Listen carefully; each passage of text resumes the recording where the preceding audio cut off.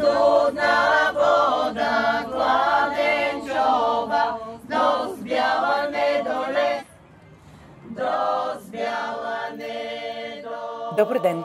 Здравейте! Здрасти! Дал ви Бог добро! Сервус, грюси! Мараба! Аз съм Мария, Виктория, Ралица, Памела, Наташа и Лили. Аз се казвам Силвия, може да ми се казва Георги. Също Митко, Асен, Ерджеп, Дейвид и Красен. Години 43, 19, 32, 24, 70, 58. Български гражданин, но обмислям понякога дали да не стана австриец. Откакто съм тук, поне 5 души взеха гражданство. Предпочитам да мисля, че съм гражданин на Европа с български происход.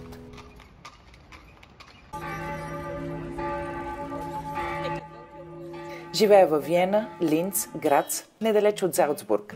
Прекарвам много време по пистите. Бургеланд имаме съд. Аз съм тук от 30 години. В Австрия съм отдавна. За малко. Вече 6-та година. За винаги. Тук съм роден, тук ще си отида. За сега. В Австрия съм за сега. И така 42 години. Дойдох за по-добрия живот в по-добрите условия, за кариерните шансове, заради образованието, заради музиката, музеите, заради здравето. Защото се влюбих в един мъж, дойдох, това е. Дойдох за по-добри възможности за децата ми. При децата дойдох да помагам за внуците. Избягах от това, което беше България. Избягах от себе си, българин. Останах, защото се чувствам добре. Имам надежди, спокойствие за децата ми. Работя точно това, което искам. Другаде не мога.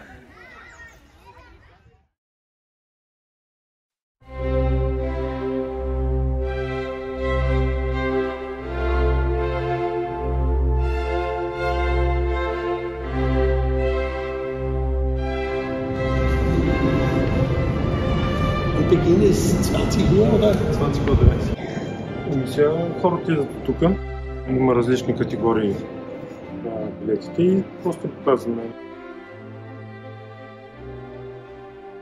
Първата част е Моцарт, втората е Штраус, най-известните парчета. Примерно като има Дона Валцер, танцуват танцорка, да има арии, които си пеят само жените, певиците, мъжете също си пеят техните. Служил съм 20 на години, 2 пъти на ден, над 10 000 пъти.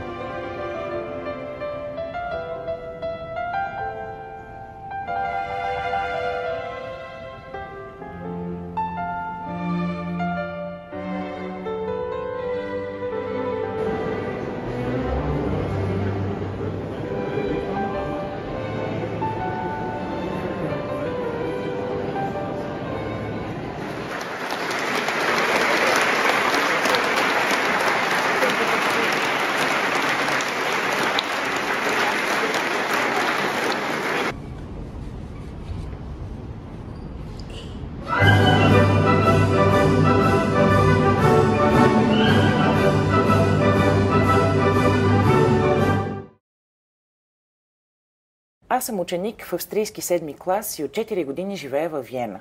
Нямам нито едно съжаление за това, че се преместих. Израснах много като личност и човек, което не мисля, че щеше да е по същия начин, ако бях останал в България. Каквото и да постигне човек в чужда държава, родината е една. Мислят ме за второ качество човек. От 24 години съм в Австрия. Отначало ми беше много трудно, докато получа постоянни документи за работа. След признаването и оценяването на дипломите ми от България, вече нямам проблеми. Да си българин във Виена не е лесно. Трябва много да работиш и да се доказваш, но не е невъзможно да успееш. Важно е да си добър човек.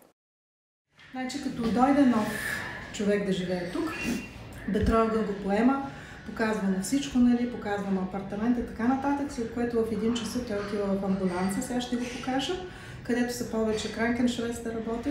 Той носи всичките диагнози, анамнези и така нататък, медикаменти, които трябва да взима. Те правят един скенер също, от какво има нужда този човек и почваме да се разпределяме кой какво поема. Първо работим с една невероятна система, програма, в която правим берихт за всеки живущ, от какво има нужда и какво е направено за него. В Австрия военната служба е задължителна. Ако ти не отидеш войник, трябва да полагаш ето този социален труд. Тук 9 месеца, ние имаме винаги цивилни на 9 месеца, един или двама тук. От сутрин до вечер.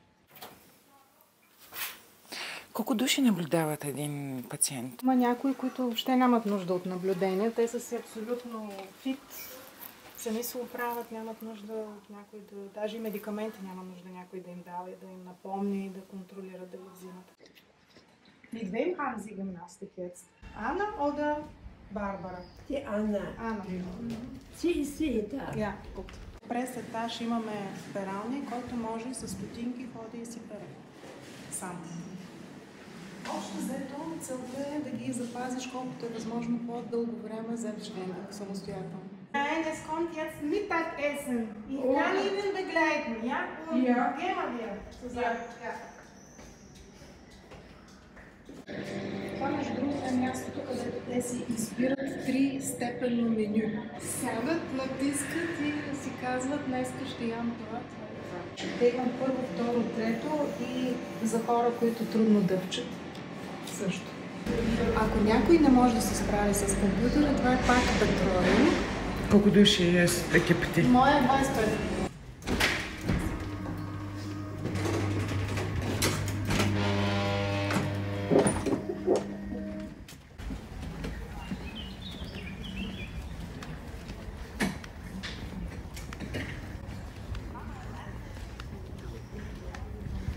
Това частен дом ли е? Не, е държавен.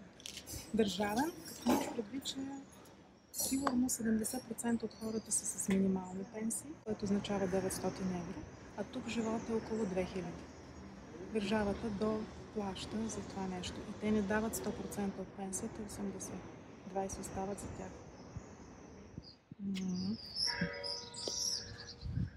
Изобщо нямам думи. Идваш ли с радост на работа? Да.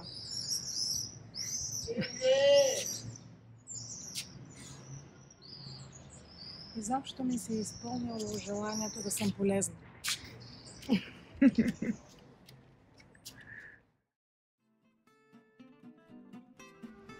Имам сериозна връзка. Омъжена съм, повечето ми познати българи също.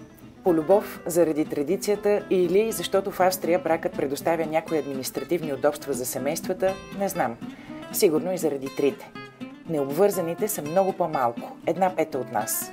В повечето ми познати български семейства има деца. С 1 и с 2 сме най-много. Има и многодетни, има и такива сред нас, които не искат да стават родители.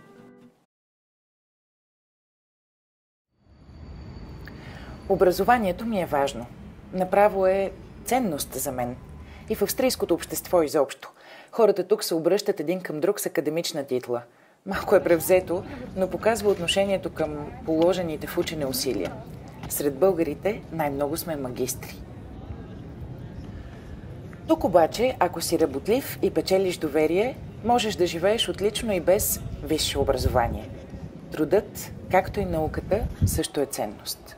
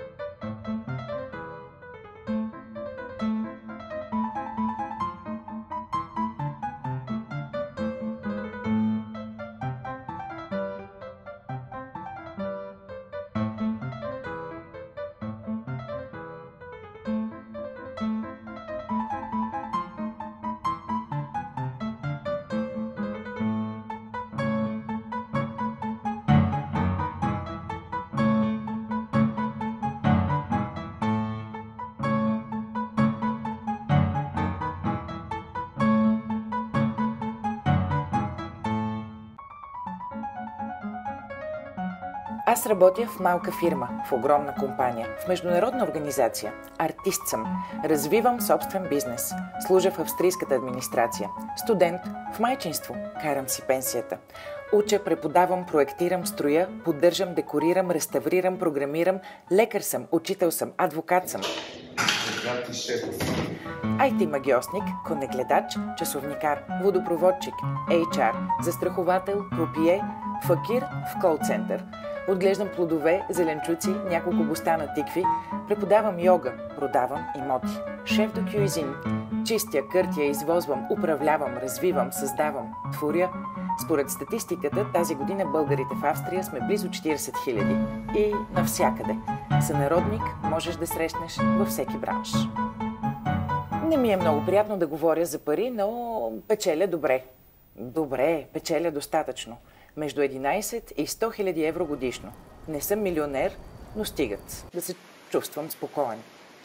За разлика от България, където почти всички притежават жилищата си, тук повечето живеем на свободен наем, както половината домакинства в Австрия.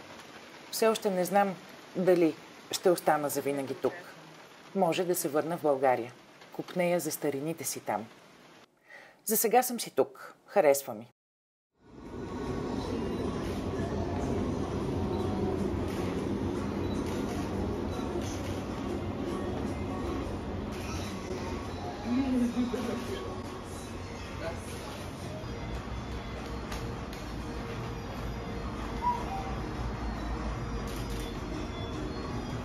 Така, гледайте към него. Я гледайте един с друг сега. Добре си челата. Теди, челата. Добре. Аха, това е. О, че сладко! Открих, че австрийците са по-близки до нас, отколкото си мислим. Чувствам се много добре от това, че всичко е уредено и подредено и същевременно това е нещото, което на моменти ме побърква, защото става скучно.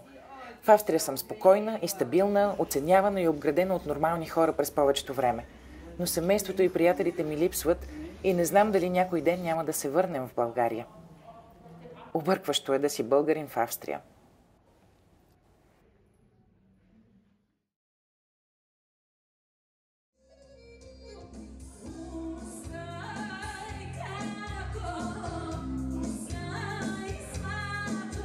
Поддържам контакти и с други българи. Виждаме се по културни събития, споделяме общо хоби или спорт. Знаем се от училището на детето. Виждаме се в българската църква. Работим заедно, помагаме си.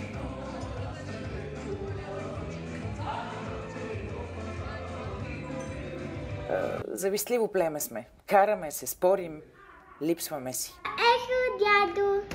Аз се гордея с произхода си и винаги се старая да представям България и българите в добра светлина, без да слагам розовите очила, разбира се. Сред колегите ми има и други българи и към всички виждам уважение. Значи това са ми картини от Африка, от моята изложба, която правихме 2013 година. Farben die Welt.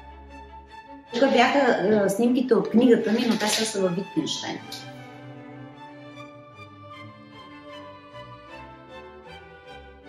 Олеква ми, когато говоря на български. С немския нямам проблеми, владея го, отличен е. Не, никога няма да го науча този език. Ванзин, един живот не стига. С децата говоря предимно на български. Понякога те започват на немски и разбирам, че в игрите им български почти няма. Средата им е австрийска или международна, езикът на общуването там също. Когато прекарат в България няколко седмици, бързо наваксват с език. Няколко седмици, не успявам всяка година по толкова. Интересувам се от България, чета и се информирам на български. Имам роднини, приятели, бизнес, имоти, инвестиции, каузи и планове за ваканции в България. Не знам дали човек може да се огледа в очите на другия. Точно за мен са прозорец. И какво е да гледаш по цял ден през прозорци?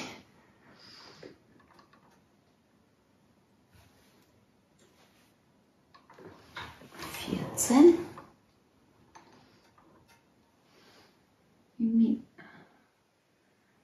някой път душата замъглява прозорците. Това си е така важен момент. Нали? И ние като гледаме някой малко неестествено или неискрено, тогава прозорецът е замъглен, на другия го усеща, според мен. Очите много говорят. И носталгия имам, особено щом напредна в годините. В младостта всичко е достъпно и знам, че ще намеря баланса между произхода и развитието си. Нищо не ме ограничава, потиска, подпира. Корената черта, не вселена. Австрия ми е интересна. Много дава, но и много взема. Обичам да пътувам из страната. Вълнуват ме историята и културните й традиции. Познавам и общувам с австрийци. Има добри, има лоши, има груби и любезни. Някои ме вдъхновяват, други ме отблъскват. За мен лично е все още малко трудно и самотно. Отдавам го на затрудненията ми да общувам на немски, на постоянния ми ангажимент към 3 малки деца, които също не са се приспособили изцяло, както и на все още твърде силната връзка с дома. Не е вярно, че няма дискриминация. Има, но е някак по-любезна. Има сноби, има полицейщина и ред има. Това е безспорно. Безотговорно е и не е редно да се идеализира здравната система в Австрия. И тя не е идеална. В Австрия законът е за всички. Пълноправни сме с австрийците. Не като в България. Едни имат права, а повечето нямат. Българските институции в Австрия, посолство, културен институт, училища, ми е трудно да ги оценя. С някои дейности се справят много добре. В други, сякаш животът е застинал преди 30 години. Българинът в Австрия трябва да преодолява сам трудностите и предизвикателствата. Много ми се иска да усетя работата на посолството в това отношение. Аз станах вдовица, сама отглеждам детето си, сама плащам сметките си и към момента нямам никакви облекчения. Би ми се искало да има институция или организация, към която да мога да се обърна за съвет, за помощ. Това ми липсва. А аз, ако не бях дошла като българка в Австрия, може би никога нямаше да осъзная моята свързаност с родината и да започна да се гордея с това. Гордея се. Аз съм българка.